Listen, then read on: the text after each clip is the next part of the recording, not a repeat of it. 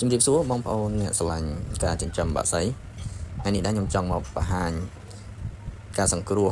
ពេលដែលរដូវក្តៅនេះថាសង្គ្រោះមាន់ជួយឲ្យមាន់សុខភាពល្អពេលរដូវក្តៅខ្លាំងនេះតែយើងក្តៅទ្រាំអត់ចង់បានផងហើយយើងនៅក្នុងម្លប់ផងមាន់ដូចគ្នាមាន់អ្នកខ្លះជឿងាប់អស់ហើយក្នុងខែនេះទម្រាំតែខែ4ខែ5ទៀតគឺគ្មានសល់ទេអញ្ចឹងរូបមន្តដែលខ្ញុំធ្វើទឹករ៉ែនេះ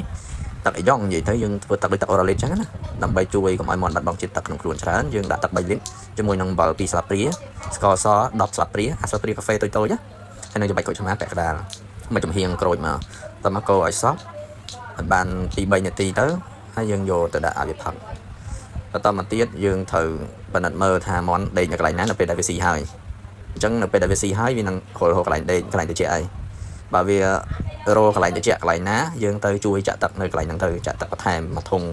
ឬក៏2ធុងទៅដើម្បីឲ្យកន្លែងហ្នឹងកាន់តែត្រជាក់ហើយមានចំហាយទឹកឲ្យសុខភាពសុខរបស់វាល្អជាក់ស្ដែងមាន់ខ្ញុំមានដើមឈើដើមព្រីងមួយណាដើមព្រីងដែលវានៅក្រោមហ្នឹងអញ្ចឹងវាស៊ីហើយវាមកក្រាបនៅក្រោមហ្នឹងឯងដើម្បីទទួលបានម្លប់ត្រជាក់ទៅហ្នឹងប៉ុន្តែបើយើងទៅអង្គុយខ្លួនឯងអត់កើតទេបាញ់យើងចូលក្តៅពេកអញ្ចឹងយើងចាក់ទឹកនៅក្នុងហ្នឹងនៅលើហ្នឹងឲ្យសើមមកឲ្យសើមដកទៅជាផុកទៅមកស្បកទៅមាន់វាអាចមកក្រាបមកលេងនៅហ្នឹងបានហើយមេក្រាបពងអីដូចគ្នាបើសិនជាយើងអត់ចាក់ទឹកឲ្យសើមកន្លែងត្រជាក់កន្លែងម្លប់ហ្នឹងទេ